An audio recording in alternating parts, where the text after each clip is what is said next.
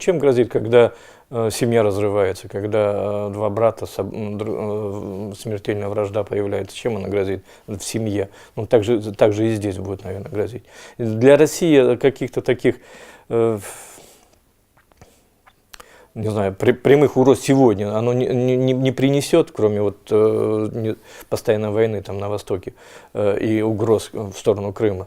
А в цивилизационном плане, в таком, ну, это один народ, его разорвали. И одна наша часть становится врагами нами. Это ничего хорошего не приведет. Ну, судя по тому, как развиваются события, это будет какая-то автономия или еще что-либо. Но мне бы хотелось, конечно, чтобы они вошли в состав России. Если бы я на это имел влияние, если это от меня зависело. Но мне кажется, момент упущен. Надо было сразу эти вопросы делать. Вслед за Крымом. Да, вслед за Крымом сразу. Потому что люди хотят этого. Ну, это естественно, это одна страна. Это большая Россия.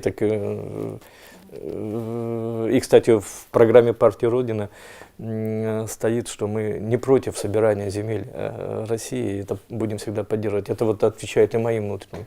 Я считаю, что это, наверное, временное все-таки такое разделение. Я должен сказать, что вот полностью согласен с Путиным, когда он говорил о том, что не было бы Украины, придумали что-нибудь другое.